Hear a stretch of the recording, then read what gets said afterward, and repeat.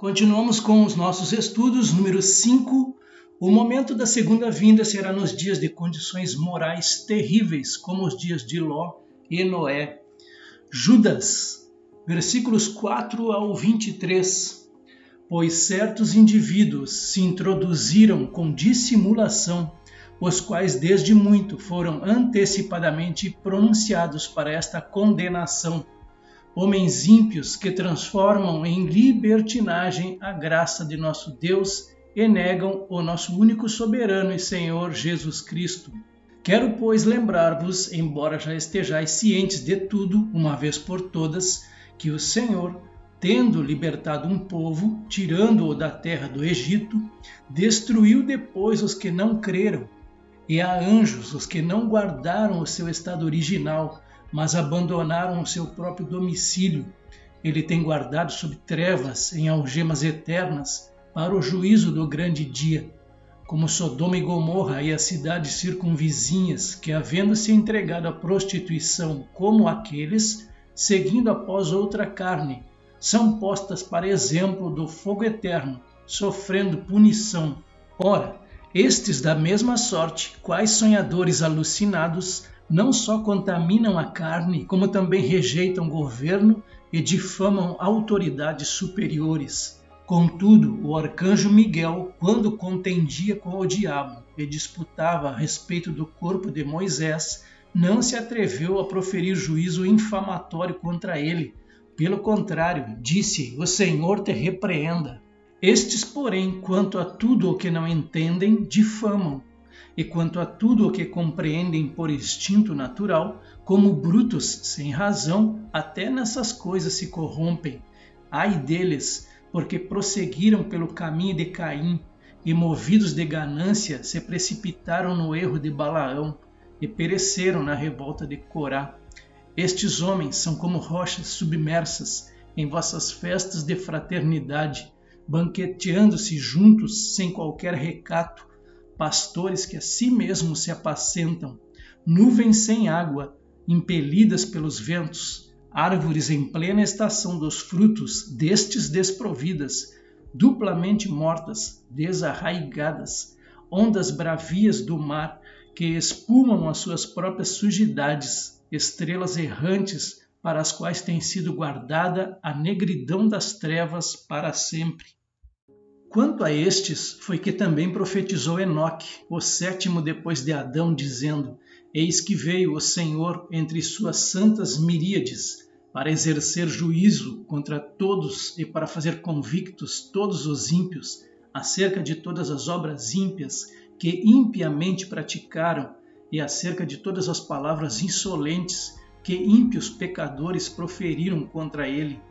Os tais são murmuradores, são descontentes, andam segundo as suas paixões, a sua boca vive propalando grandes arrogâncias, são aduladores dos outros por motivos interesseiros. Vós, porém, amados, lembrai-vos das palavras anteriormente proferidas pelos apóstolos de nosso Senhor Jesus Cristo, os quais vos diziam: no último tempo haverá escarnecedores andando segundo as suas ímpias paixões. São estes os que promovem divisões sensuais que não têm o Espírito.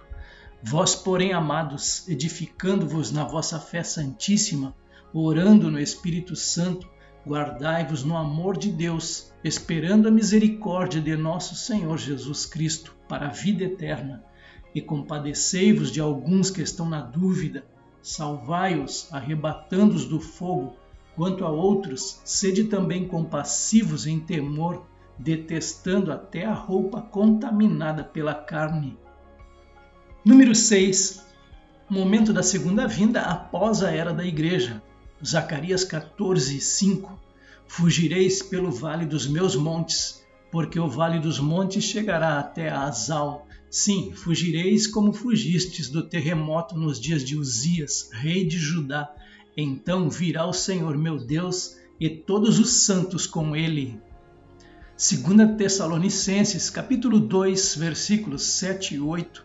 Com efeito, o mistério da iniquidade já opera, e aguarda somente que seja afastado aquele que agora o detém.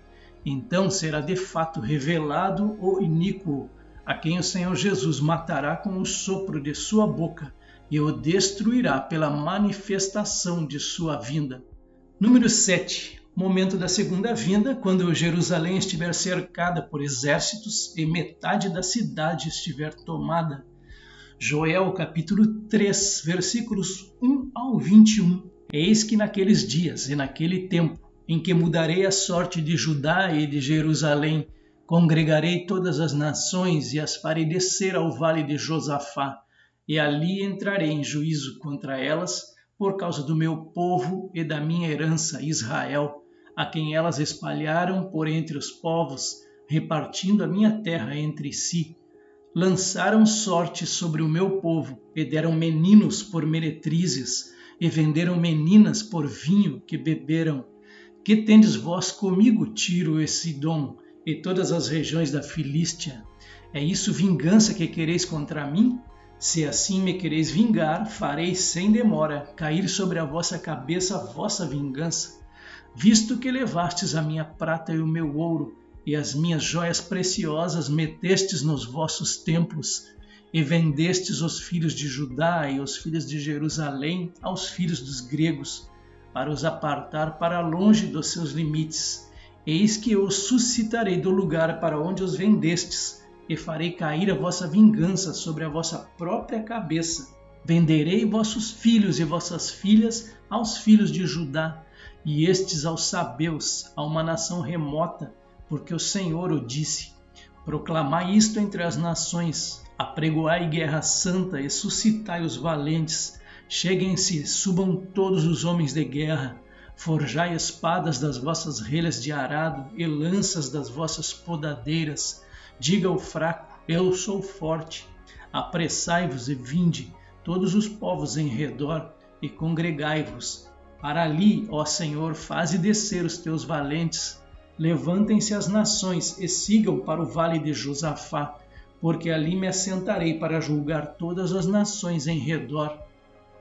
Lançai a foice, porque está madura a seara. Vinde, pisai, porque o lagar está cheio. Os seus compartimentos transbordam, porquanto a sua malícia é grande. Multidões, multidões no vale da decisão, porque o dia do Senhor está perto, no vale da decisão. O sol e a lua se escurecem, e as estrelas retiram o seu resplendor. O Senhor brama de Sião e se fará ouvir de Jerusalém, e os céus e a terra tremerão. Mas o Senhor será o refúgio do seu povo e a fortaleza dos filhos de Israel.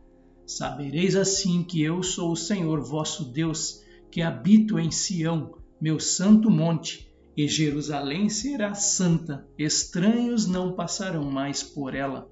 E há de ser que naquele dia os montes destilarão mosto, e os outeiros manarão leite, e todos os rios de Judá estarão cheios de águas. Sairá uma fonte da casa do Senhor, e regará o vale de Sitim. O Egito se tornará uma desolação, e Edom se fará um deserto abandonado, por causa da violência que fizeram aos filhos de Judá, em cuja terra derramaram sangue inocente. Judá, porém, será habitada para sempre, e Jerusalém de geração em geração. Eu expiarei o sangue dos que não foram expiados, porque o Senhor habitará em Sião. Zacarias capítulo 14, versículos 1 ao 5. Eis que vem o dia do Senhor, em que os teus despojos se repartirão no meio de ti, porque eu ajuntarei todas as nações para a peleja contra Jerusalém, e a cidade será tomada, e as casas serão saqueadas, e as mulheres forçadas. Metade da cidade sairá para o cativeiro, mas o restante do povo não será expulso da cidade. Então sairá o Senhor e pelejará contra essas nações, como pelejou no dia da batalha. Naquele dia estarão seus pés sobre o Monte das Oliveiras, que está defronte de Jerusalém para o oriente. O Monte das Oliveiras será fendido pelo meio, para o oriente e para o ocidente, e haverá um vale muito grande. Metade do monte se apartará para o norte e a outra metade para o sul. Fugireis pelo vale dos meus montes, porque o vale dos montes chegará até Azal. Sim, fugireis como fugistes do terremoto nos dias de Uzias, rei de Judá. Então virá o Senhor meu Deus e todos os santos com ele. Número 8. O momento da segunda vinda será após o cumprimento de Apocalipse 4 ao 19, ou seja, os eventos descritos entre os capítulos 4 ao 19. Apocalipse 19, versículos 11 ao 21. Vi o céu aberto, e eis um cavalo branco. O seu cavaleiro se chama Fiel e Verdadeiro, e julga e combate com justiça. Os seus olhos são como chama de fogo, na cabeça dele há muitos diademas. Tem um nome escrito que ninguém conhece, a não ser ele mesmo. Está vestido com um manto encharcado de sangue, e o seu nome é Verbo de Deus. Os exércitos do céu o seguiam, montados em cavalos brancos e vestidos de linho finíssimo, branco e puro.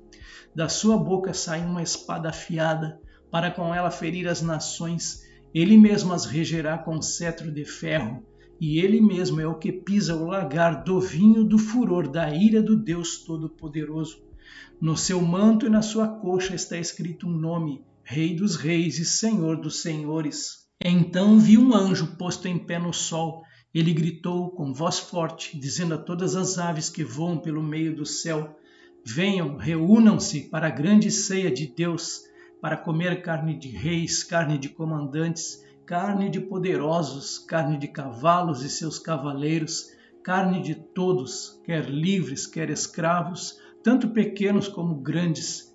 E vi a besta e os reis da terra com os seus exércitos, reunidos para fazer guerra contra aquele que estava montado no cavalo e contra o seu exército.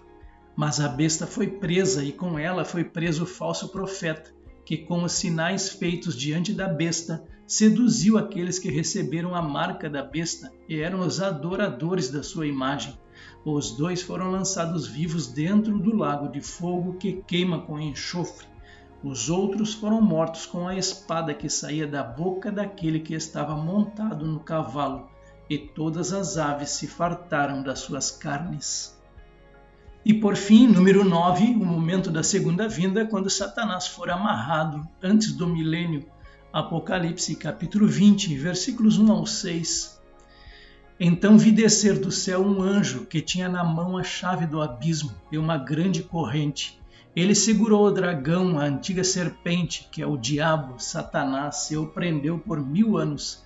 Lançou-o no abismo, fechou-o e pôs selo sobre ele, para que não mais enganasse as nações, até se completarem os 1000 anos. Depois disso, é necessário que ele seja solto por um pouco de tempo. Vi também tronos, e nestes sentaram-se aqueles aos quais foi dada a autoridade para julgar. Vi ainda as almas dos que foram decapitados por terem dado testemunho de Jesus e proclamado a palavra de Deus. Estes são os que não adoraram a besta nem a sua imagem, e não receberam a sua marca na testa e na mão, e viveram e reinaram com Cristo durante 1000 anos. Os restantes dos mortos não reviveram até que se completassem os 1000 anos.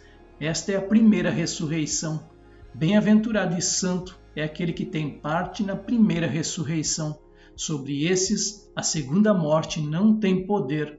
Pelo contrário, serão sacerdotes de Deus e de Cristo, e reinarão com ele os 1000 anos. Chegamos ao final de mais um item do nosso estudo sobre a escatologia bíblica, o momento da segunda vinda.